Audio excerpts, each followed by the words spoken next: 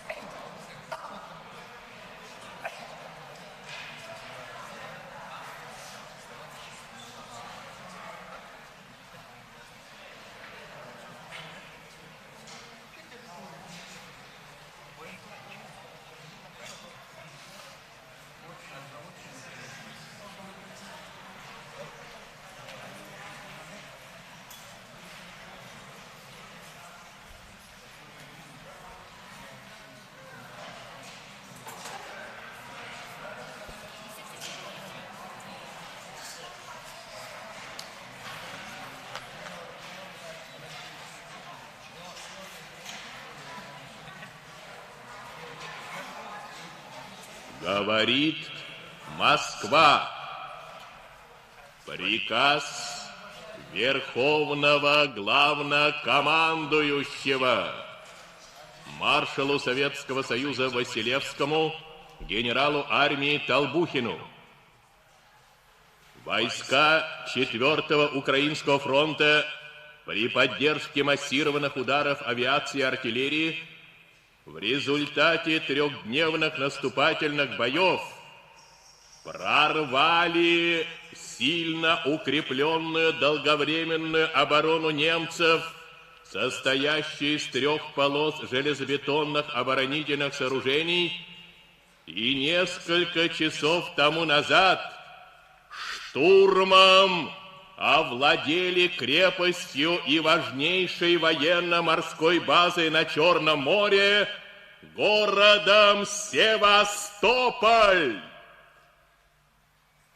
Тем самым ликвидирован последний очаг сопротивления немцев в Крыму, и Крым полностью очищен от немецко-фашистских захватчиков.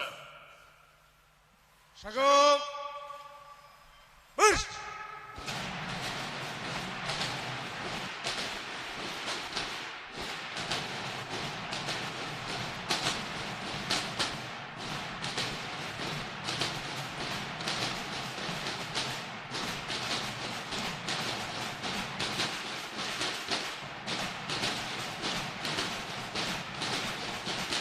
Стой!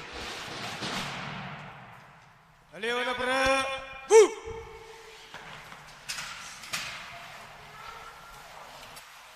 Из чистых поднебесных далей на внуков и на правнуков глядят те, кто за нас бесстрашно воевали, во имя мира жизни не щадя. Каких нечеловеческих усилий потребовала Родина от них, как беспощадно пули косили всех без разбора, старых, молодых. Далекие военные страницы нам открывают жизнь из года в год, и мы с тобой обязаны гордиться тем подвигом, что совершил народ.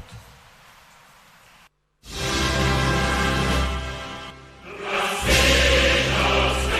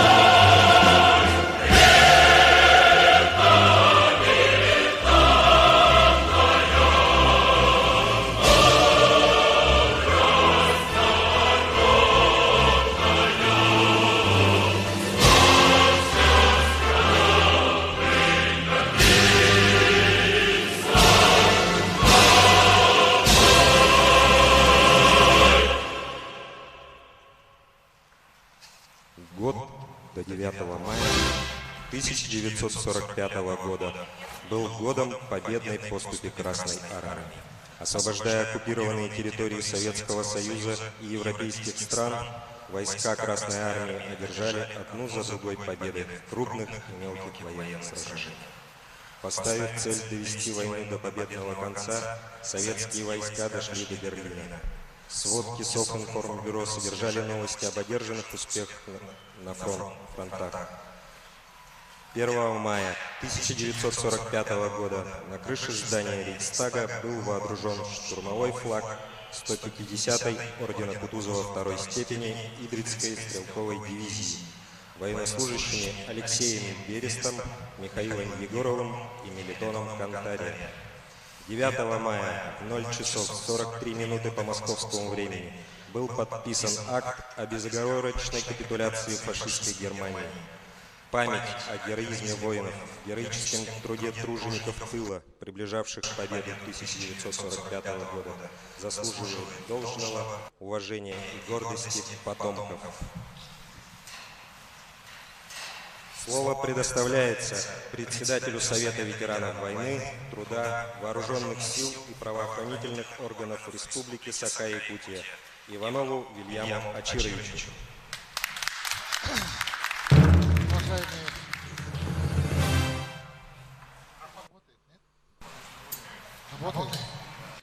Уважаемые участники сегодняшнего мероприятия, ветераны, молодежь, разрешите мне от имени Президиума Республиканского совета ветеранов, которая объединяет как общественная организация участников войны, ветеранов тыла, ветеранов правоохранительных органов и вооруженных сил, поздравить вас с наступающим праздником народным, с Днем Победы в Великой Отечественной войне 1941-1945 годов.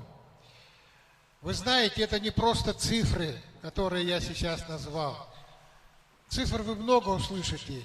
Вот, например, сколько ушло на фронт в действующую армию, призванные с нашей республики, сколько вернулось, сколько их сегодня осталось. Сегодня главным должно остаться внимание, что эта победа была достигнута всем народом советским в то время. И теми солдатами победы, кто воевал в войсковых частях всех фронтов действующей армии, и теми вашими сегодня прабабушками и бабушками, кто тяжелый груз ответственности испытывал на своих профессиональных рабочих местах. И поэтому не зря это тоже называли фронтом, тыловым фронтом. Но оно тоже требовало мужества, оно требовало профессионализма. Из истории этого вы знаете, что эта ответственность легла на плечи ваших сверстников, 14-15-летних мальчишек и девчонок, и женщин этого времени. И поэтому память о них выражена в одной очень хорошей строке из советского произведения, что медаль за бой, медаль за труд из одного металла льет. И сегодня мы приветствуем и поклоняемся всем, кто был участником Великой Отечественной войны. Сюда же входят и героические жители блокадного Ленинграда.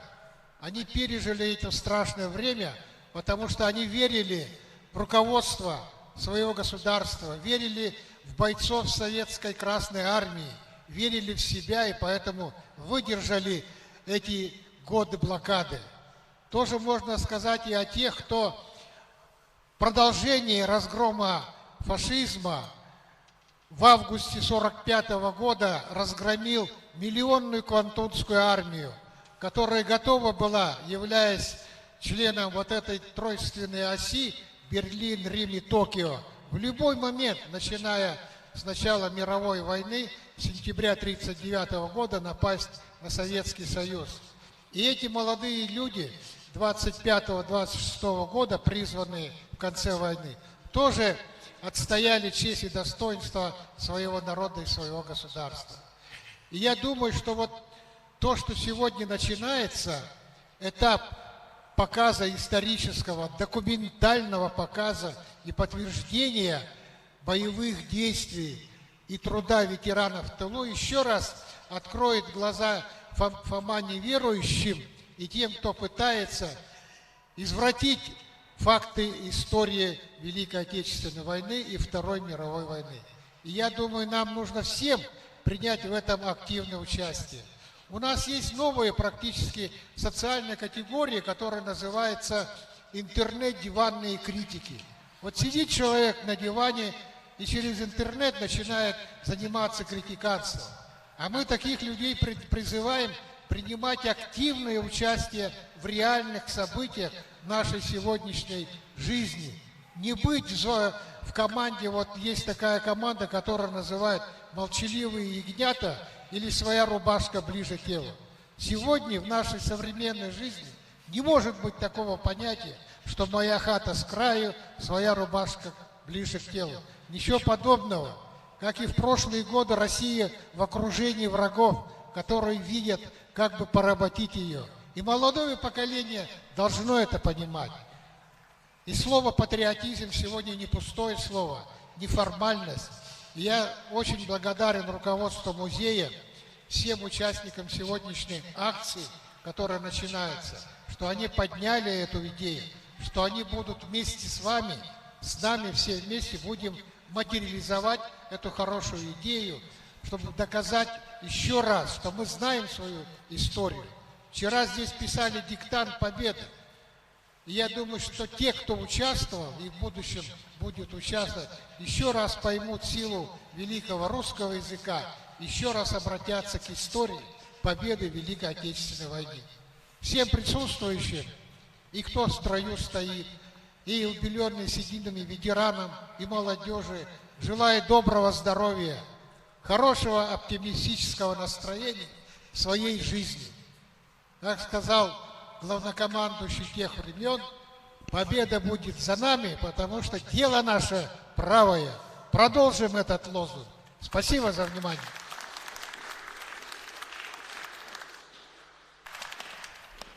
Слово предоставляется первому заместителю министра по делам молодежи и социальным коммуникациям Республики Саха-Якутия Платонову Руслану Михайловичу.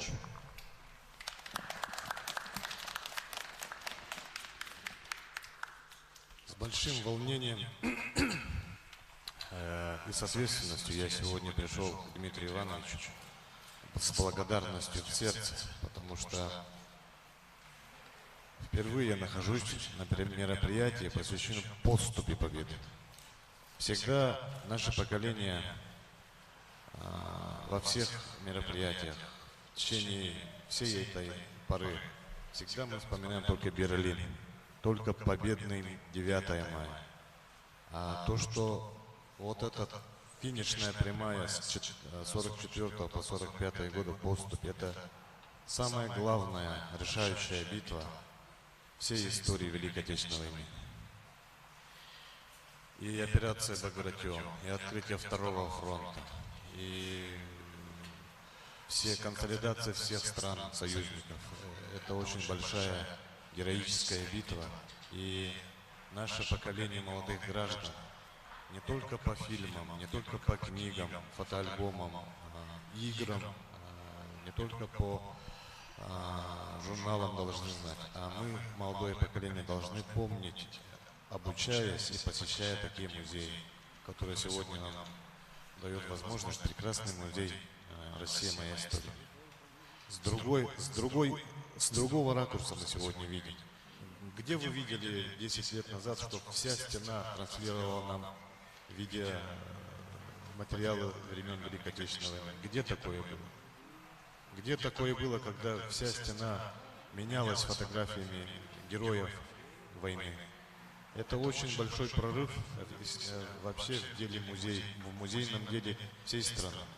Я даже уверен, что такого музея на всем Дальнем Востоке нет. Поэтому мы, молодое поколение, должны постоянно посещать, добавлять. В прошлом году, когда мы здесь устраивали мероприятие, как называлось мероприятие? «Города и люди», международная конференция. И я тогда, являясь руководителем одного из округов города Якутска, представил фотоматериалы 259 фотографий аэропорта Якутск во время Второй мировой войны Аляска-Сибирь. И очень жду и стараюсь совместно с Дмитрием Ивановичем, мы будем стараться, чтобы наши фотографии, взятые у Ивана Ефимовича Негенбли, сегодня, в будущем будут транслироваться в нашем музее. Я внук своего деда, и я очень счастлив, что я родился в Советском Союзе. Я с 6-летнего, 7-летнего возраста воспитывался у него постоянно, и у меня настольной книгой была не комиксы Марвела, а у меня была книга «Память» и «Великая Отечественная война» в 3 томах. И все эти основные легендарные фотографии военных фотографов тех лет у меня в глазах сейчас очень живо остались. И дед мой имел 20 ранений, дошел до Австрии, орден Красной Звезды. И когда он умирал, он меня держал за руку. И я его спрашиваю: дед, скажи мне, что мне делать, чтобы жить нормальной жизнью. Он сказал: мы бились за нашу жизнь, мы защищали Советский Союз. Будь достоин этого. И он умер. И этот трагический момент для меня до сих пор очень жив в глазах. И всегда я очень свято чту память Великой Отечественной войны. Потому что в нашей стране нет ни одной семьи, у которого родственник, дед, прадед не воевал в это или принимал участие в войне или в тылу. Поэтому я от имени Министерства по делам молодежи и социальных коммуникаций поздравляю всех собравшихся с наступающим днем Великой Победы советского народа в Великой Отечественной войне. И хочу уверить Дмитрия Ивановича, что мы будем работать совместно и очень тесно, и очень основательно в деле сохранения памяти и продолжения памяти. Мы внуки солдат Победы. У нас тоже есть дети. Ту энергию, которую они нам питали, мы должны передать нашим детям, а им сейчас по 10, по 14 лет. Я думаю, таким методом мы всем передадим, что война – это самое страшное, что может случиться в человечестве. И хочу немного стихотворения не закончить свое выступление. Поклонимся великим тем годам, тем славным командирам и бойцам, и маршалам страны, и рядовым. Поклонимся и мертвым, и живым, всем тем, которых забывать нельзя.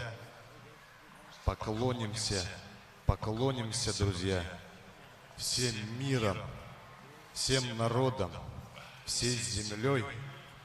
Поклонимся за тот великий бой. Спасибо.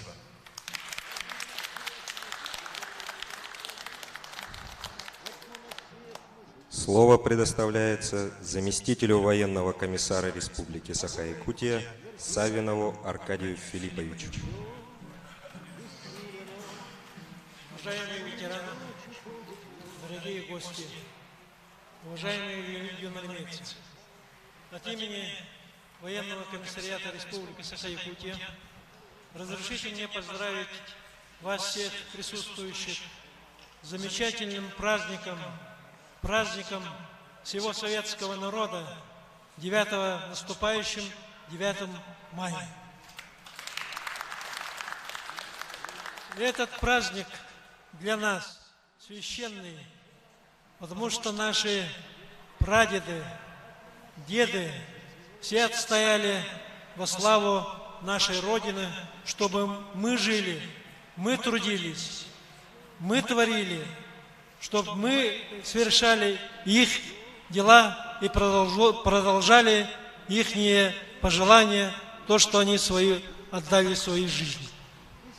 В годы Великой Отечественной войны, конечно, многие якутяне принимали активное участие, как все народы советского народа. Более 62 тысяч якутян принимали участие в боевых действиях. Но сейчас книга памяти, которая создана нашей республикой, внесены их имена золотыми буквами.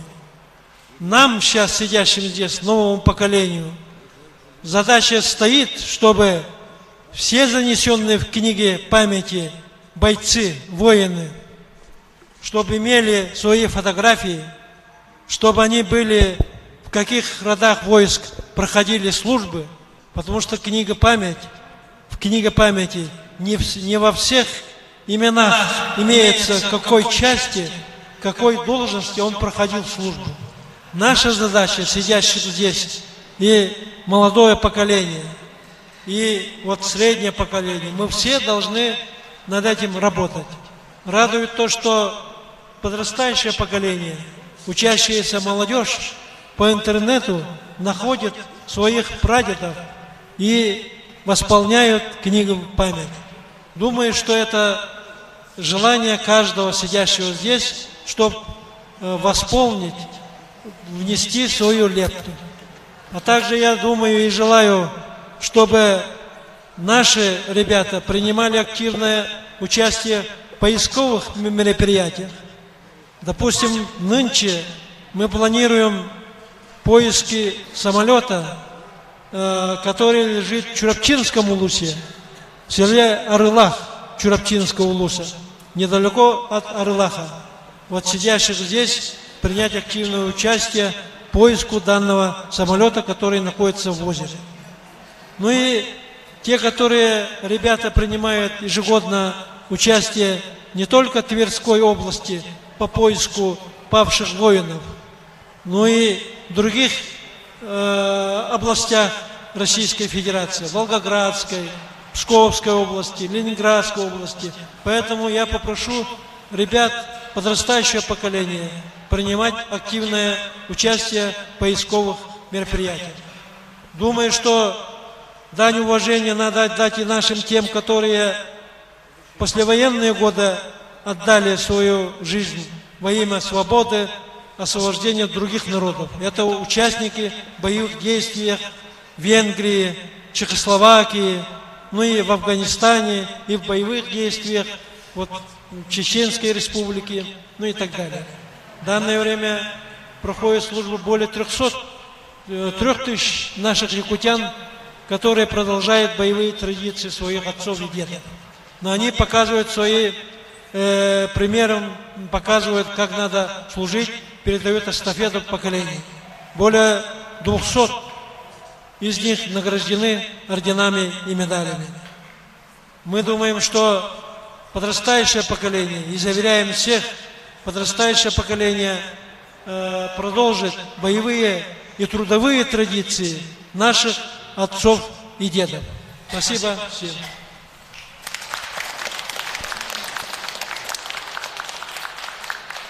Слово предоставляется Бурнашову Тимуру, праправнуку воина, погибшего на защите Ленинграда, Егорова Саввы Алексеевича. Мой старался писать без помалу. Пожалуйста, сделайте эту подарок. Был долго в пути, музыкальный привет. Ну вот, подошел и обнял меня дед. И шла к нему в праздник 9 мая, любимая песня его фронтовая.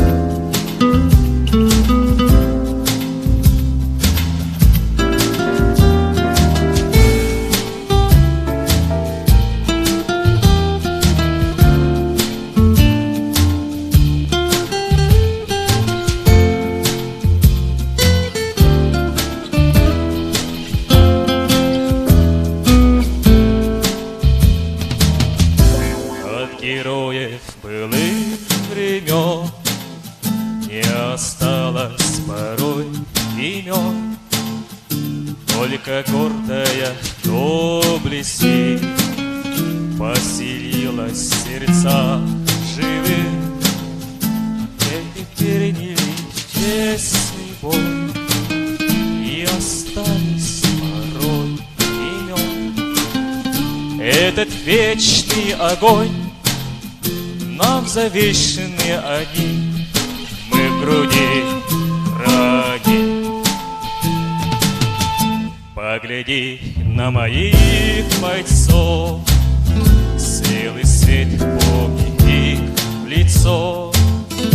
Вот застыл в подалем строю, снова падших друзей узнаю. Хоть им нет 25, трудный путь им пришлось пройти. Этих тех, кто штыки поднимался как один, тех, кто брал Берлин.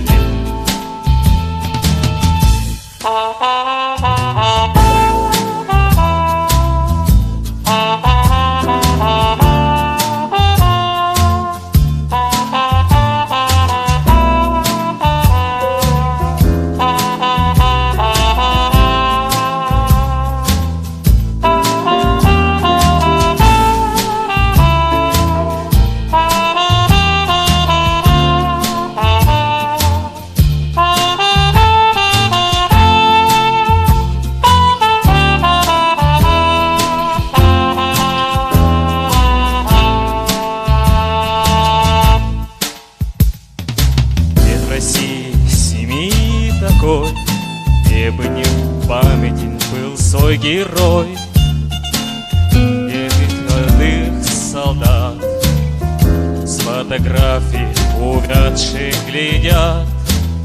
Этот взгляд словно высший суд для ребят, что сейчас живут. Это тех, кто штыки поднимался как один, и кто брал Берлин. Низкий поклон вам, уважаемые ветераны. Спасибо вам за победу.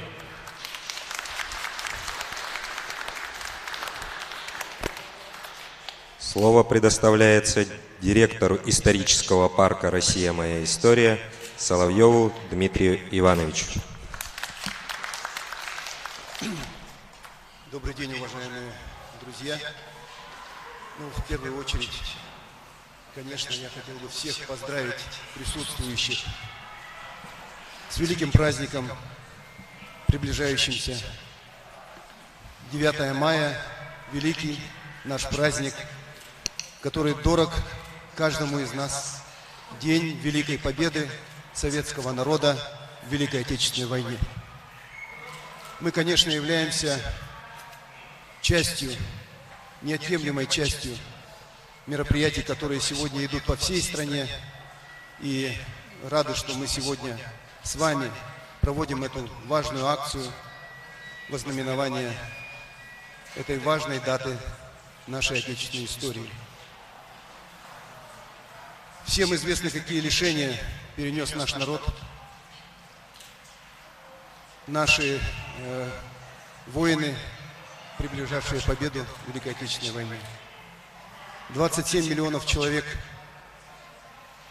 погибли в боях, погибли от лишений, от бомбежек, страданий, от голода в тылу.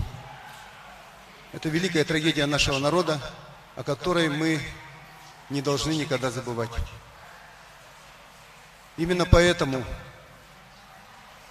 сегодня и в эти дни мы проводим мероприятия, которые служат сохранению памяти, передаче этой эстафеты памяти о тех тяжелых годах, о тех победных годах нашим поколениям, которые ныне живут, которые будут жить после нас. Нужно сказать, что, конечно, и Якутия внесла огромный вклад в дело победы. Все, наверное, знают цифры. Это более 60 тысяч воинов, ушедших на фронт, большая часть из которых, к сожалению, не вернулась домой. Это огромное количество жителей, детей, женщин, стариков, которые, оставаясь в тылу, претерпели огромные лишения и погибли от голода, холода и других лишений. Поэтому наша задача делать все чтобы эта историческая память не прерывалась. И вчера, находясь вместе со многими из здесь присутствующих на церемонии, на акции «Свеча Победы» на площади Победы, мы видели, сколько якутян пришло на это мероприятие, на эту акцию, на эту церемонию. Более 15 тысяч человек пришло. Это действительно, это народный порыв, это действительно то, что болит у каждого в сердце. Это то, что хранят люди в своей памяти, в семейной памяти, которые будут передавать своим потомкам. Это очень важно, это крайне важно. И поэтому мы, как учреждение, которое призвано способствовать тому, чтобы наши молодые поколения, наше подрастающее поколение узнавали больше информации об отечественной истории, предложили такой проект. И сегодня мы проводим эту церемонию старта этого проекта. Называется он «Победная поступь 1944-1945 год». Этот проект подразумевает регулярное информирование населения республики, наших жителей, о победной поступе Красной Армии, Советской Армии после коренного перелома, который произошел, по мнению военных историков, после завершения крымских сражений и привел к такому сокрушительному продвижению советских войск в направлении Берлина. Это была победная поступь, которая завершилась победой советского народа в Великой Отечественной войне. Поэтому мы очень рады сегодня, что с нами вместе в этот проект к нему присоединились наши коллеги из Национального архива, из Национальной библиотеки, наши информационные партнеры, это Саха-Медиа, Саха-Печать, ЕСЯ. Я думаю, что многие организации, общественные объединения, министерства, ведомства, как сегодня уже Руслан Михайлович об этом сказал, тоже присоединятся к этому проекту, и мы будем проводить совместно такие интересные мероприятия, лекции открытые, уроки мужества в наших школах, здесь, в историческом парке, в других образовательных учреждениях для того, чтобы эта связующая нить памяти сохранялась и дальше. Мне сегодня очень почетно и ответственно заявить о том, что мы открываем этот проект, и я даю старт этому важному, я думаю, для всех нас проекту. Я хотел пожелать нашим дорогим ветеранам, которые присутствуют здесь, крепкого здоровья, чтобы все, что было задумано и сделано вами ради победы нашего народа, что делалось вами в трудные годы восстановления нашей страны после войны, увенчалось соответствовало тем вашим идеалам, вашим мечтам, которые вы перед собой видели. Наша страна уже мирная, мы уверенно идем вперед. Я думаю, наше поколение, современное поколение делает все и будет делать все для того, чтобы сделать страну нашу процветающей, красивой, стабильной, единой, обороноспособной, для того, чтобы создавать все условия для развития человека, его творческого и интеллектуального потенциала. Сердечно вас поздравляю с праздником, с наступающим, с Днем Великой Победы.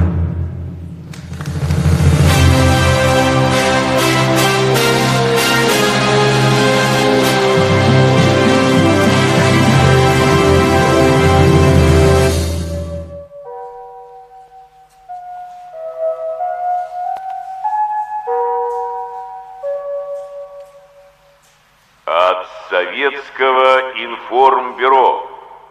Крымская стратегическая наступательная операция 8 апреля по 12 мая 1944 года вошла в историю как одна из важнейших наступательных операций Великой Отечественной войны. Ее целью было освобождение Крымского полуострова, важного стратегического плацдарма на Черноморском театре военных действий, путем разгрома удерживающей Крым 17-й немецкой армии генерал-полковника Йеннеке Боевые ресурсы Красной Армии превосходили силы противника в 4 раза.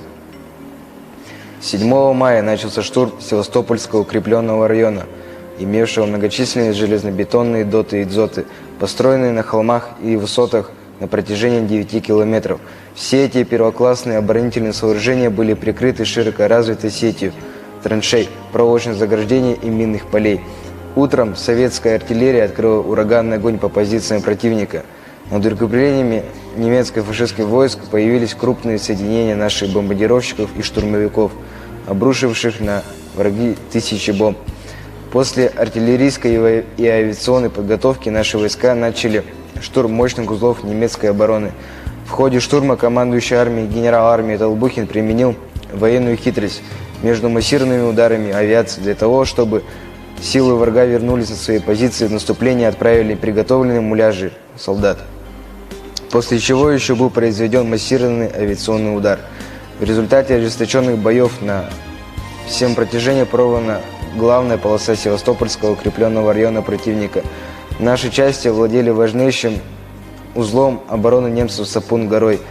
Противник предпринимал буквально все меры, чтобы спасти положение. Немцы бросали в контратаке пехоту, танки и самоходные орудия.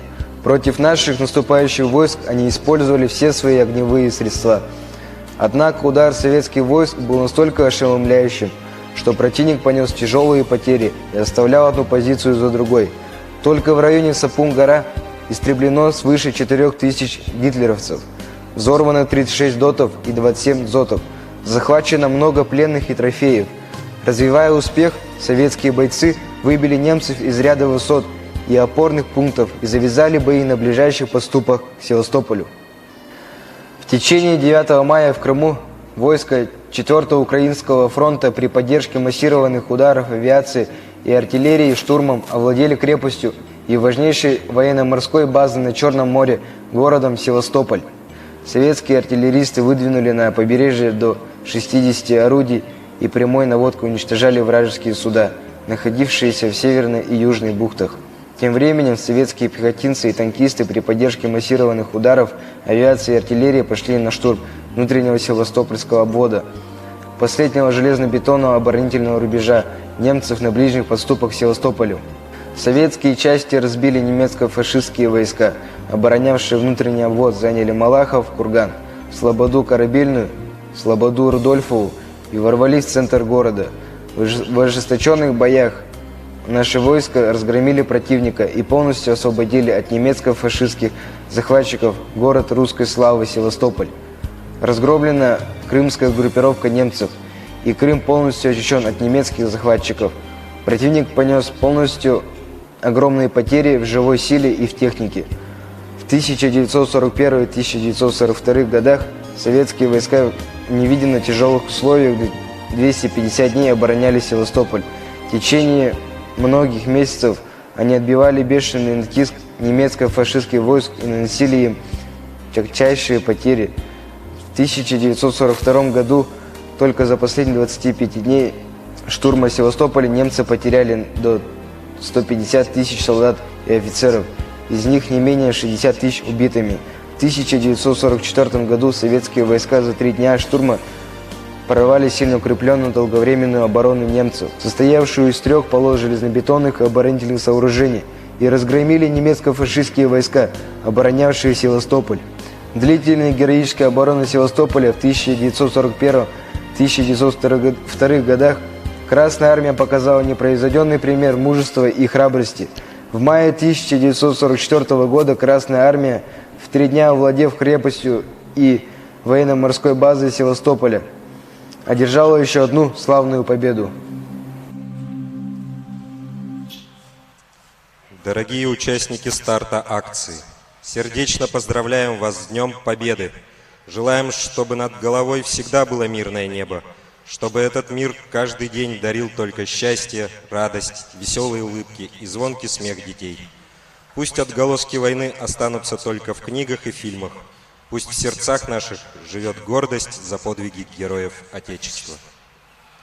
Приглашаем гостей и участников на общее фотографирование.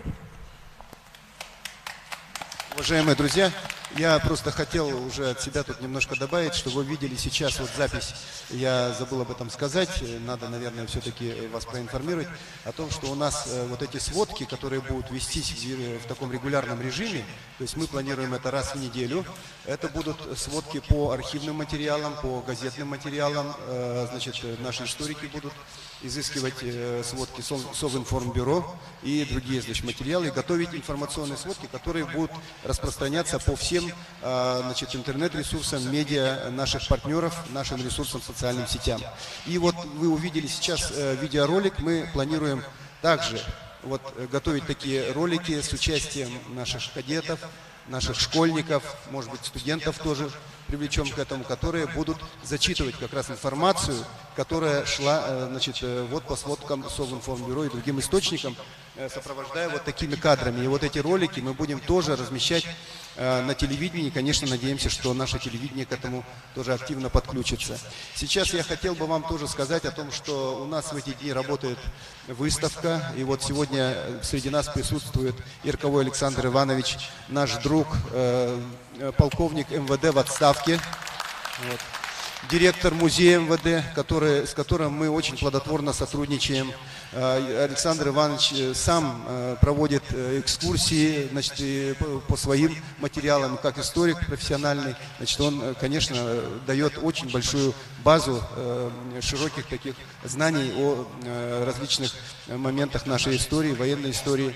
И вот сегодня с музеем МВД мы сформировали выставку, где вы можете посмотреть документы участников Великой Отечественной войны из числа сотрудников МВД.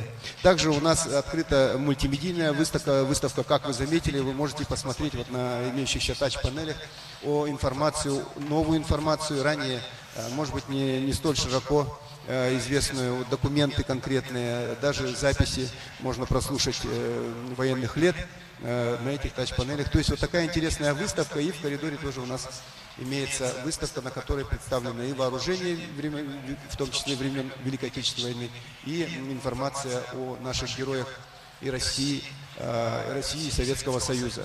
Также вот вы видите выставка, которую мы совместно с Московским фондом, значит, «Память поколений», вот на этих плакатах вы видите героев, которые сегодня живут вместе с нами, в том числе раненые в ходе боевых действий. И вот краткая информация о том, как они сейчас живут, где работают, тоже представлена. Это очень интересная информация. Это нас подвигает всех к тому, чтобы замечать героев среди нас, чтобы обращать на них внимание, чтобы оказывать должное уважение и изучать их боевой путь и всячески его транслировать, распространять и передавать тоже будущим поколениям. Поэтому я вас всех сердечно еще раз благодарю, что вы присутствовали на этой нашей акции, открытии нашей победной поступи, и желаю вам присоединиться ко всем мероприятиям, которые проходят не только в историческом парке, но и в нашей республике. Спасибо за внимание.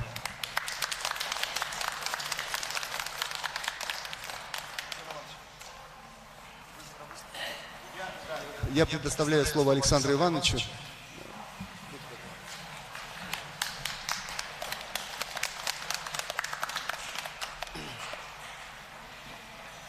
Уважаемые товарищи, у нас сегодня великий праздник. Мы празднуем Великую Победу. 62 тысячи наших земляков. Вот комиссар сказал, Савин, полковник, что мы будем заниматься книгой памятью. Надо восстанавливать не только фамилии, но и номер части, где человек умер в каком госпитале. Надо работать в Подольском архиве. Надо искать, и правильно он сказал, надо молодым, надо ездить, надо выявлять наших земляков. 62 тысячи ушли на фронт. Многие не вернулись. Вот кто ездит по районам, вы видите, сколько домов пустых. Это люди, которые не пришли с фронта, которые были изранены и скончались в госпиталях. Из органов внутренних дел ушло большое количество добровольцев. Добровольцами ушли на фронт. Многие не вернулись. А вернулись кто? Допустим, Стрекаловский, наш герой, Михаил Михайлович Стрекаловский. Вернулся. До войны он работал в системе МВД. Ушел на фронт добровольцем, вернулся израненный, пытался восстановиться в органах внутренних дел, но вы сами понимаете, комиссия у нас очень серьезная, и чтобы преступника задержать, человек должен быть здоровым. У него были очень тяжелые ранения, в результате он в органы внутренних дел принят не был, но он вел большую общественную работу. Воспитал детей выдающихся, а его сын, подполковник, работал у нас сейчас на пенсии. Ушел добровольцем герой Советского Союза, он тогда не герой был, а начальник уголовного розыска Павлов Валентин Васильевич. Ушел на фронт добровольцем, закончил войну командиром батальона майор. Дали указание дойти с батальоном до Эльбы. 685 километров его батальон прошел по Германии, вы представляете? Такой бросок сделал. Очень много захватил трофеев. Это все записано, я не буду повторять. Это все, его подвиг батальона описан. Он дошел до Эльбы. Эльбу переплывает делегация американцев. Генерал Коллер подходит и говорит: кто командир батальона? Командир батальона я, Павлов майор. От президента США вам медаль за храбрость. У него более 12 орденов. Он герой Советского Союза, наш земляк, друг Десяткиных наших земляков. Пришел героем Советского Союза, дослужился до полковника, работал после войны в отделе ОББ, отдел по борьбе с бандитизмом. Ну, понимаете, у нас какая республика, со всего Союза ссылали к нам преступников, бандитов, ауновцев, вот про которые сейчас говорят, про националистов, литовцев, латышей, эстонцев, в общем, всех преступников, которые были связаны с фашистами. Сюда просто так не отправляли. Финнов, финны тоже, понимаете ли. Уважаемые товарищи, уважаемые коллеги, вся Западная Европа воевала против нас. Весь ее военный потенциал был задействован против нас, начиная от Испании и кончая Финляндией. Все оружие французов, чехов, словаков, голландцев и вот этих вот всех друзей наших с топором навстречу, они все воевали против нас. Вы понимаете, в чем дело? А сейчас они фыркают, как опойные лошади, что вроде оккупация, там еще что-то. Мы спасли их, эти народы, от уничтожения. А они нет, чтоб нас поздравлять. В прошлом году, вы помните, приехал только этот президент, как его, премьер-министр Израиля Нетаньяху и один со Словении. Ну, не приезжает и не надо. Мы сами, наш народ, будет праздновать эту великую победу. Я поздравляю вас всех с победой, желаю вам всего доброго, ветеранам здоровья, И мы помним, какими силами, какой трагедия какая была. Но наш народ выстоял и победил. Всего вам доброго. С великой победой!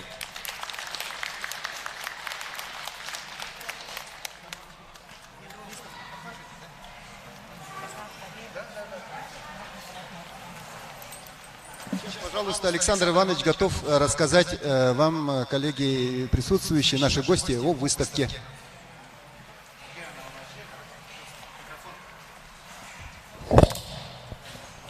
Все, на этом церемония у нас завершена. Через несколько минут, я думаю, нас проинформируют, начнется праздничный концерт. Я правильно понимаю?